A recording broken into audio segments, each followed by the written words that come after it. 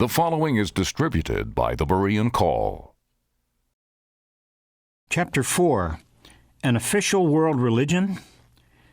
Who opposes and exalts himself above every so-called God or object of worship, so that he takes his seat in the temple of God, displaying himself as being God? 2 Thessalonians chapter 2, verse 4. All who dwell on the earth will worship him. Revelation chapter 13, verse 8. Many people think of prophecy as an intriguing subject that involves the latest rumors concerning an alleged trilateralist plot, the newest developments in the Middle East, or recent maneuvers by the Soviets and Arabs in their continuing campaign against Israel. Interesting as that may be, there is something far more important.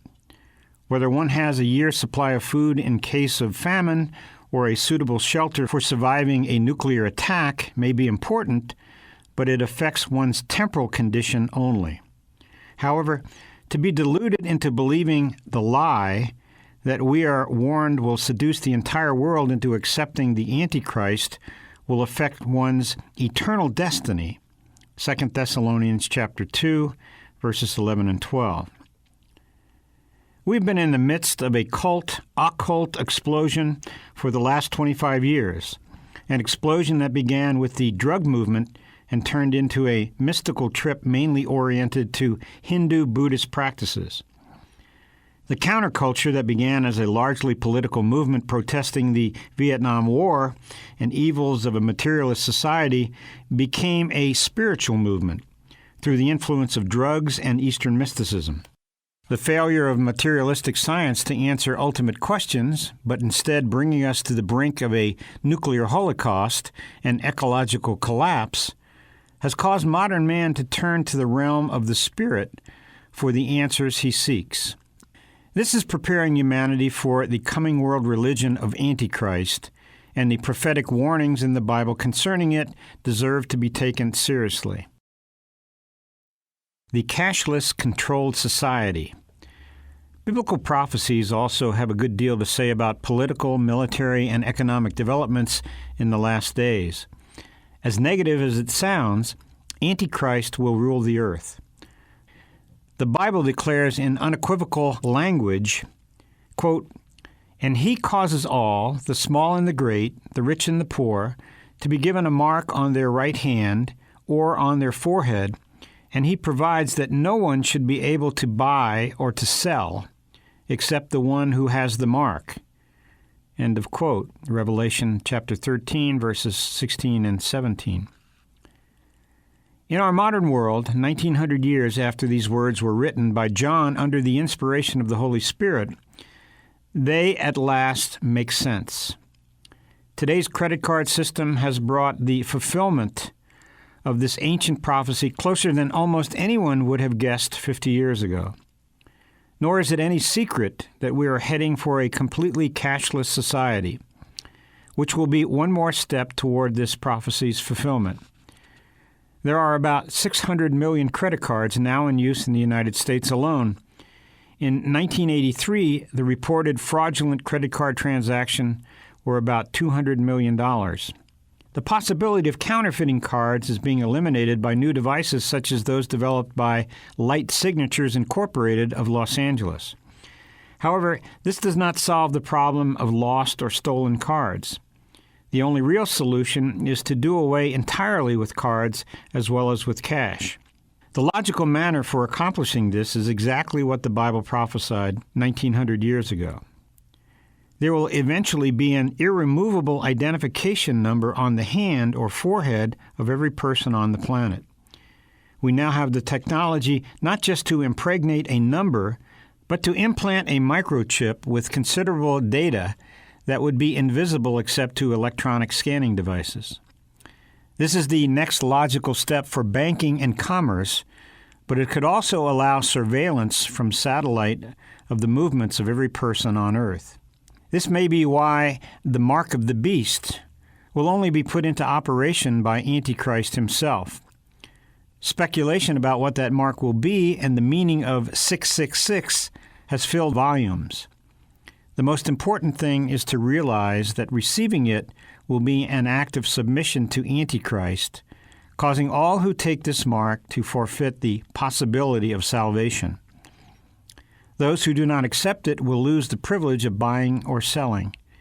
The choice will be between time and eternity.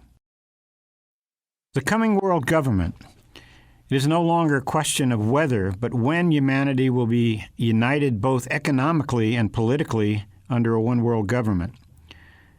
Lists of the many top leaders and organizations working openly toward this goal can be obtained by anyone who's interested. Books on the subject are legion, from James P. Warburg's The West in Crisis, quote, "We are living in a perilous period of transition from the era of the fully sovereign nation-state to the era of world government," end of quote, to Between Two Ages by Assistant to the President for National Security Affairs, Zbigniew Brzezinski, in which he openly advocates a one-world government as a necessity.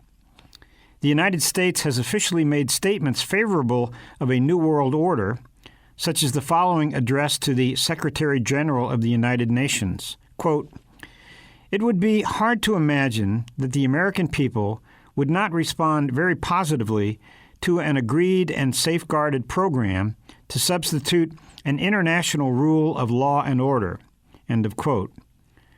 Of the Carter administration, the Washington Post said, quote, "If you like conspiracy theories about secret plots to take over the world, you're going to love the administration of President-elect Jimmy Carter." At last count, 13 trilateralists had gone into top positions. Extraordinary when you consider that the Trilateral Commission has only about 65 American members. End of quote. Even Ronald Reagan, who was supposedly an outsider bringing new faces into government, immediately following his victory in 1979, appointed a, quote, "a transition team that would later select, screen, and recommend appointees for major administration posts. Of the 59 on that team, 28 were members of the CFR, 10 belonged to the secret and elite Bilderberg Group, and no less than 10 were trilateralists," end of quote. The coming world government has been dealt with in countless books and sermons. Yet the most important part of what the Bible tells us about the Antichrist is seldom mentioned. It would be fruitless to speculate further about global conspiracy theories involving trilateralists, Masons, Illuminati, or New Age networks. These organizations are only pawns in the real game. No one is going to take over the world by conspiring to do so. Far more important than knowing the individuals and groups involved is understanding the common lie that deceives them all. The mastermind behind the scenes is Satan himself, and the world takeover is his move. Even so, that can only come when God allows it, and it will be made possible through some startling developments. A very probable scenario is presented in Peace, Prosperity, and the Coming Holocaust, so we won't take further time to discuss that here. Regardless of how it is going to come about, however, the Bible declares that it will happen. Quote, "And the whole earth was amazed and followed after the beast," that is the Antichrist, saying, "Who is able to wage war with him?" And authority over every tribe and people and tongue and nation was given to him. Revelation chapter 13, verses 3, 4, and 7. In attempting to understand these prophecies, we must not forget that Antichrist will be far more than a military political dictator. He will also be the revered and worshipped head of an unprecedented official world religion. The world's loyalty to him will be of a religious nature. His takeover of the world is above all a spiritual event toward which Satan has plotted since the Garden of Eden. Those who overlook that fact miss the real significance of Antichrist and are more likely to fall prey to the deception by which the world will be seduced into worshiping him. When we finally see prophecy in its religious context, it takes on new meaning and urgency. What secret to his power? In language that cannot be misinterpreted, the Bible foretells that Antichrist will declare himself to be God and that the whole world, Marxists, Maoists, Muslims, Hindus, Buddhists, atheists, professing Christians, everyone will believe this astonishing claim and worship him. This seems so fantastic that many sincere Christians have tried to interpret this prophecy to mean only that Western Europe, the revived Roman Empire, and possibly also the remainder of the Western world will be under the Antichrist. However, the words used in Revelation 13 to describe Antichrist's dominion, whether political or religious, are unequivocal. The whole earth, every tribe and people and tongue and nation, all who dwell on the earth and those who dwell in it. There can be no doubt as to the meaning intended, that the entire human race, except for those few who will resist and pay for it with their lives, will worship a mere man as God.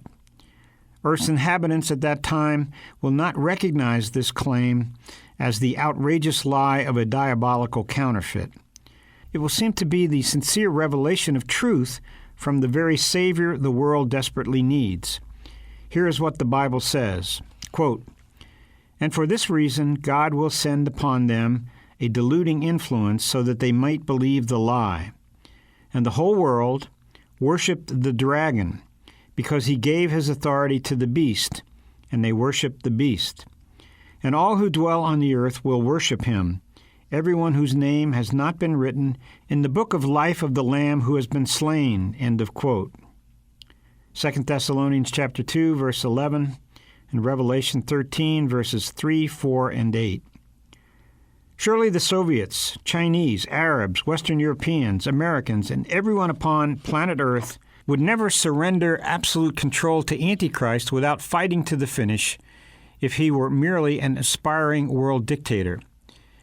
Even assuming that he had conquered or blackmailed the world through some secret superweapon, it would certainly be necessary for him to disarm the Soviets, Chinese, and all those he had conquered in order to keep them in subjection. Yet the Bible indicates that at Armageddon, the armies of all nations will gather against Jerusalem, which means they will still have their weapons. The logical secret to Antichrist's mysterious power over humanity lies in the astonishing fact that the entire world will worship him as God. Worship brings reverence and obedience. Military power is hardly necessary to force the members of a religion to obey the God they worship. His bold claim that he is God, however, is not made by Antichrist as a ploy to gain control. There is something much deeper behind it. The New World religion of Antichrist will be thought of as scientific. This new religious science will promise to lead humanity into the experience of its own divinity, that each of us is God.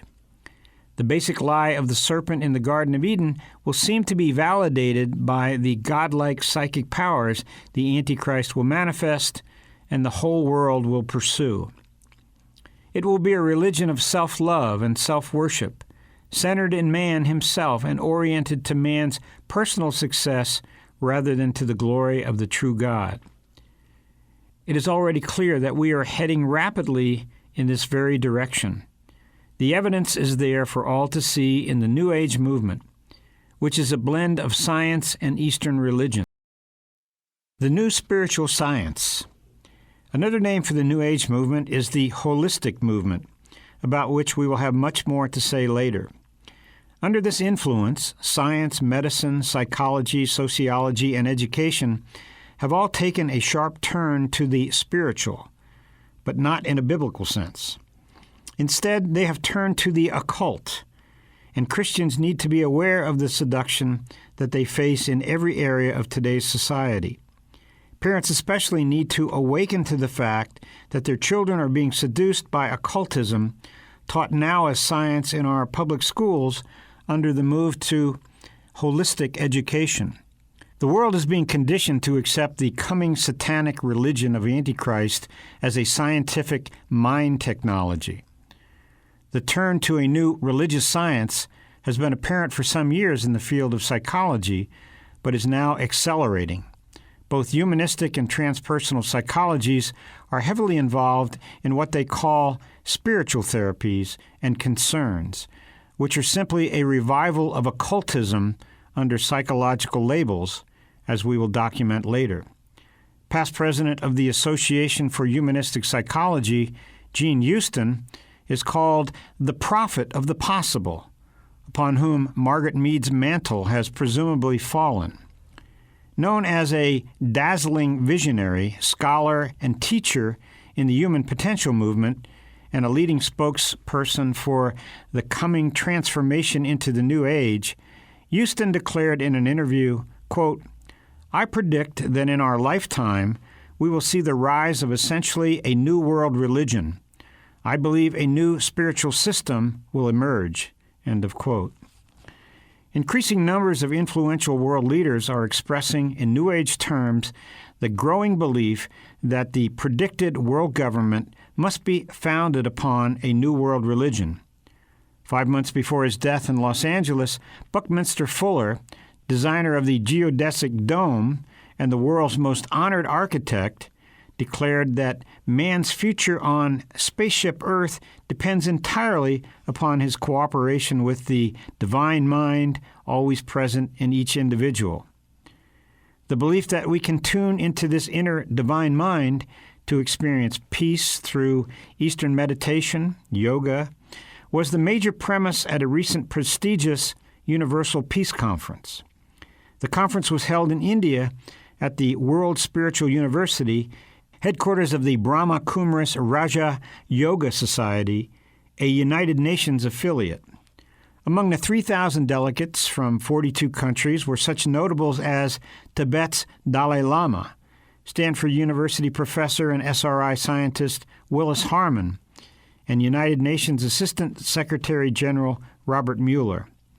In his keynote speech to the delegates, Mueller said, quote, "The time has come to obtain peace on this planet.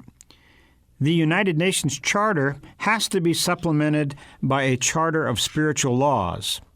I think that what is wrong, we have forgotten that we have a cosmic evolution and spiritual destiny," end of quote.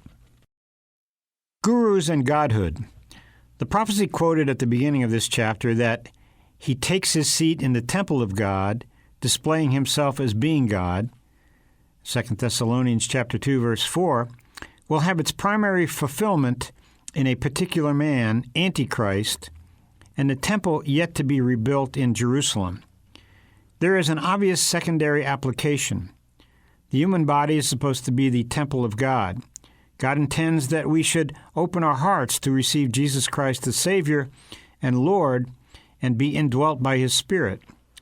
Paul wrote to the Christians at Corinth, quote, "You are a temple of God. The Spirit of God dwells in you," end of quote, 1 Corinthians chapter 3, verse 16. The teaching of Eastern religions, however, is that the self is God, but we just don't realize it.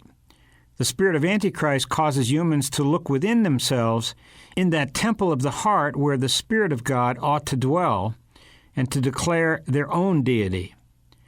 The goal of yoga is self-realization, to look deeply within what ought to be the temple of the one true God and there to discover the alleged true self or higher self and declare self to be God.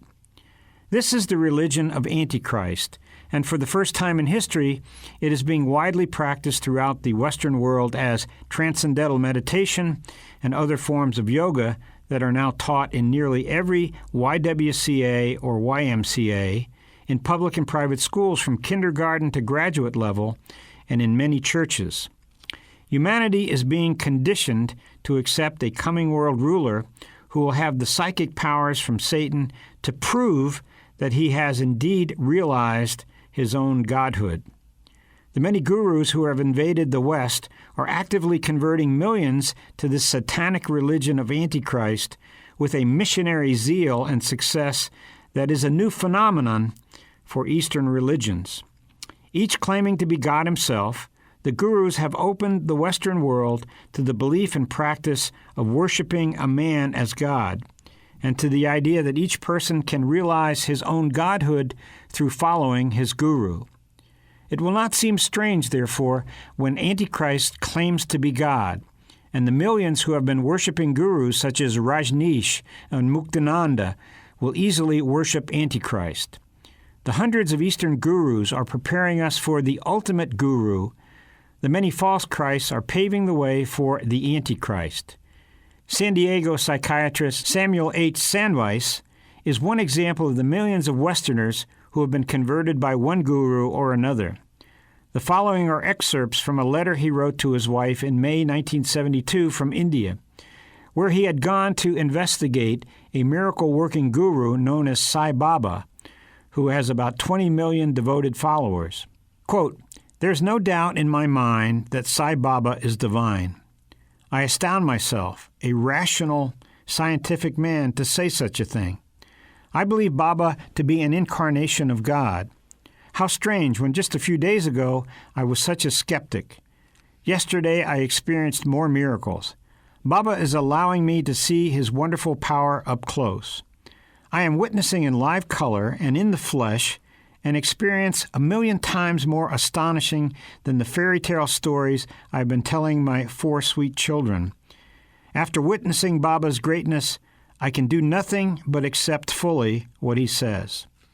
Yesterday, a very well-known nuclear physicist with an international reputation came here. I saw this man lie face down at Baba's feet. End of quote. The seductive appeal of self-deification. It is true that people join cults for a variety of reasons: to find love, security, community, their own identity, or God.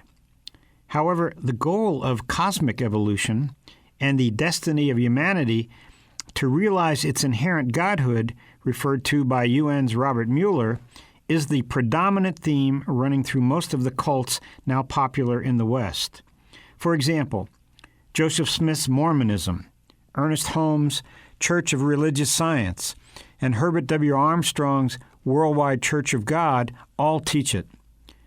Raised a fundamentalist and now one of the most influential New Age leaders, David Spangler lays it all out, including cosmic evolution of the self to godhood and the key role played by Lucifer, that is Satan. Quote, "When man entered upon the pathway of self, he entered into a great creative adventure of learning the meaning of divinity by accepting to himself the responsibility of a microcosmic world unto whom he is the God.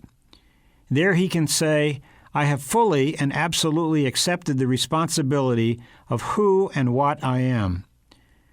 The being that helps man reach this point is Lucifer, the angel of man's evolution, the spirit of light in the microcosmic world." End of quote. Werner Erhard, founder of EST, Erhard Seminars Training, declares, "You're God in your universe." Krem's Maitreya states, "Man is an emerging God. My plan and my duty is to reveal to you a new way, which will permit the divine in man to shine forth." Maharishi Mahesh Yogi, founder of the TM cult, perverts the Bible by saying, "Be still and know that you are God." Sung Young Moon has written, "God and man are one. Man is incarnate God." Echoing the same lie from Eden's serpent, Ernest Holmes, founder of the Church of Religious Science, declared, "All men are spiritually evolving until each will fully express his divinity." As the master who traveled the astral plane to communicate in an audible voice to Napoleon Hill declared concerning the person who fully followed the teachings of the Temple of Wisdom, quote, "He will not only understand the true purpose of life, but also he will have at his command the power to fulfill that purpose without having to experience another incarnation on this earthly plane. And the masters of the great school, on this earthly plane and all other planes, will rejoice at his triumph and will bid him Godspeed toward his own mastership." End of quote. That this message of self-deification is gaining credibility and acceptability at an accelerating rate around the world is another convincing sign that the coming of Christ must be drawing near. There can be no doubt that this belief will play a major role in causing the world to accept the Antichrist and his world religion, as the Bible foretells. That the world would follow such teachings comes as no surprise. But there is cause for alarm when we realize how closely related the deification of self is to the entire human potential movement, and how this movement has penetrated the evangelical church and is subtly seducing overwhelming numbers of Christians. Self is the predominant theme of a large percentage of Christian books and sermons. Former Episcopal priest Alan Watts, turned Zen Buddhist master, is a good example of where this seduction leads Christians who succumb to it. Watts declared, quote, "The appeal of Zen, as of other forms of Eastern philosophy, is that it unveils a vast region where at last the self is indistinguishable from God." End of quote. Man-God. The world will be convinced that this godhood, which the cults and gurus offer, has apparently been realized by Antichrist. Satan will give him supernatural powers to back up his claim that he is the first human to have achieved the full potential of our alleged inherent godhood. That this amazing world ruler is a self-realized master in the fullest sense of Eastern tradition will be proved through the demonstration of supernatural powers that seemingly rival the miracles of Jesus Christ described in the Bible. This will give credence to the hope that everyone else in the world can also reach the goal of self-realization. It will seem to be the exciting dawning of a new age for humanity and planet Earth. It is important to understand that Antichrist will not claim to be God in the classical biblical sense, but a man who has achieved godhood. In fact, Antichrist will deny the existence of God as a personal being who has created out of nothing all that exists. The respectability and broad popularity that this belief has achieved is exemplified in John Denver. Like Marcia Mason and many other popular celebrities, Denver was a follower of Swami Muktananda before the latter's death. Muktananda's advice to his disciples was, quote, "Kneel to your own self, honor and worship your own being. God dwells within you as you." End of quote. Of Werner Erhard and Muktananda, Denver declared, "They're gods and they know it. They're running the universe." Inspired by this insight, Denver expressed the goal that millions of Westerners now hold as the result of the influence of the gurus. Quote, "One of these days, I'll be so complete, I won't be a human, I'll be a god." End of quote. This concept that seemed so incredible to almost everyone in the West just a few years ago is now accepted as a liberating new truth by those who experience it. Increasing numbers of celebrities, such as Shirley MacLaine, are testifying to the transforming power of mystical experiences. In her bestseller, Out on a Limb, MacLaine explains that she now accepts what she once considered science fiction or the occult because it happened to me. The power of the mystical experience, a form of initiation, is expressed eloquently by Robert Schuller's good friend and repeat guest on his Hour of Power TV program, Gerald Champolsky. This famous psychiatrist and best-selling author, lecturer, tells of his meeting with Swami Muktananda. Quote, "He touched me with peacock feathers. I began to have the impression that our minds were joined. He touched me again on the head with his hand. After this, beautiful colors appeared all around me, and it seemed as though I had stepped out of my body and was looking down on it. I saw colors whose depth and brilliance were beyond anything I had ever imagined. I began to talk in tongues. A beautiful beam of light came into the room, and I decided at that moment to stop evaluating what was happening and simply be one with the experience, to join it completely. For the next 3 months, my energy level was heightened and I required very little sleep. I was filled with an awareness of love unlike anything I had known before." End of quote. Within this context, the otherwise incredible Antichrist prophecies become believable. It is no longer difficult to imagine that everyone will worship him.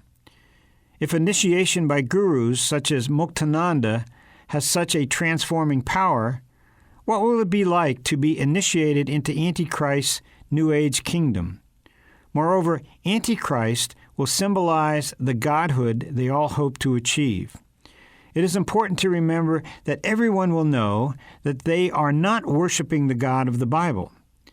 They will not worship the true God because to acknowledge his existence would be to admit their own inferiority and total dependence upon him. To acknowledge Antichrist as God, however, is to reaffirm their own claim to godhood. He has simply realized ahead of others what all hope to achieve, and the fact that he has reached this goal is proof that all can reach it. Everyone will want to sit at his feet and submit to his power in order to learn the secret he has acquired. The Luciferic initiation.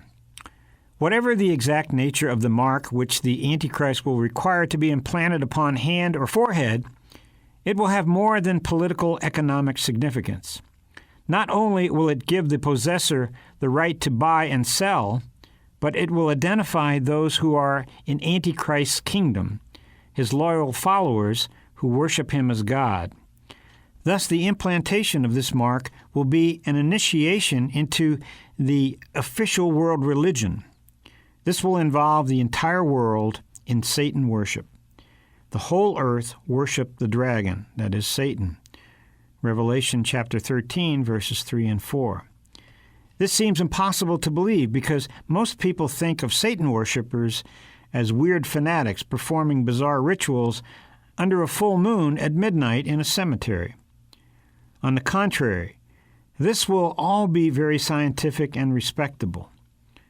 Few, if any, will be aware that they are worshiping Satan, and those who are, like David Spangler, will call him Lucifer, who is allegedly an agent of God's love acting through evolution. Spangler is not alone in honoring Lucifer, and such ideas repeated often enough exert a subtle influence even upon Christians. This is especially true of children and teenagers. Christians had better awaken to what is happening to their children. Take the recently popular movie 2010, for example. In the film, a new sun suddenly appeared in the sky and brought peace to Earth just as the Americans and Soviets were about to engage in nuclear war. What the film did not explain, Arthur C. Clarke did in his book. The sun was named Lucifer, no doubt in honor of the power that brought it into existence. Spangler further explains the relationship of Antichrist to Lucifer and why Lucifer will be worshipped. Quote, Christ is the same force as Lucifer. Lucifer prepares man for the experience of Christhood. He is the great initiator. Lucifer works within each of us to bring us to wholeness, and as we move into a new age, each of us in some way is brought to that point which I term the Luciferic initiation, that many people now and in the days ahead will be facing, for it is an initiation into the new age. End of quote. The Great Delusion.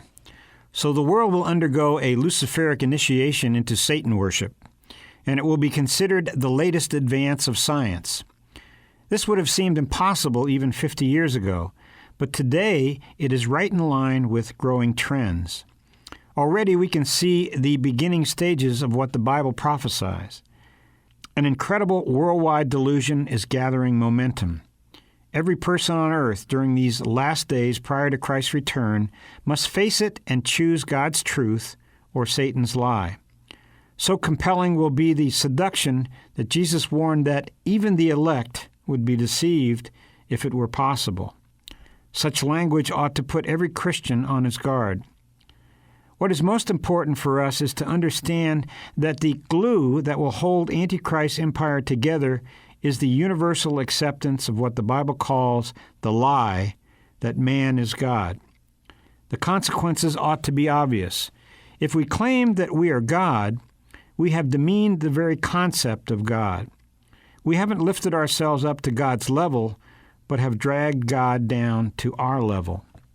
If everything is God, as Hinduism teaches, then nothing is God because the very word God has lost its meaning. Thus, the declaration that man is God is religious atheism. That kind of heavy delusion doesn't happen in a moment. It requires considerable preparation. That it will indeed happen, however, is clearly stated. This is not pessimism, but realism.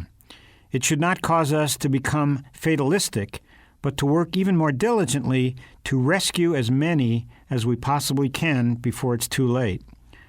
The Bible plainly declares that Christ died for the entire world, John 3:16, and so forth, and that God desires all men to be saved and to come to the knowledge of the truth, 1 Timothy chapter 2, verse 4.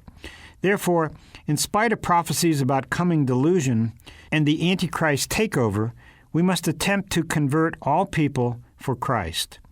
That is a worthy goal, and the love of Christ would compel us, for God is not willing that any should perish. However, there must be genuine repentance and conversion. The Bible repeatedly makes it clear that the issue is truth, and Paul warns that all those who did not receive a love of the truth so as to be saved would be given from God himself a deluding influence so that they might believe the lie. 2 Thessalonians chapter 2, verses 10 and 11. Clearly, we must take great care that the message we preach to the world is indeed the truth. Unfortunately, as we will see in the following pages, the lie has come into the church, and those who claim to be Christians are joining the world in the worship of self with its alleged unlimited powers of the mind. Though it may seem negative, we dare not ignore the solemn fact that the Bible warns of a coming apostasy, not as a possibility, but as a certainty. In fact, we are told quite clearly that many in the church will be seduced before the second coming of Christ takes place. Please visit our website, thebereancall.org, to access our radio archives going back to 1999 and our newsletter going back to 1986. We offer daily updates by email or visit us on Facebook or Twitter. Are you looking for information about a specific topic? Go to thebereancall.org and click on Topics at the top of the page. Our online store is thebereancall.com. We offer a wide variety of books, tracts, CDs, and DVDs. Note that most of our ebooks are free. I'm Gary Carmichael. Thanks for tuning in, and we hope you can join us again next week. Until then, we encourage you to search the Scriptures 24/7. Though none go with me, I still will follow. No turning back, no turning back.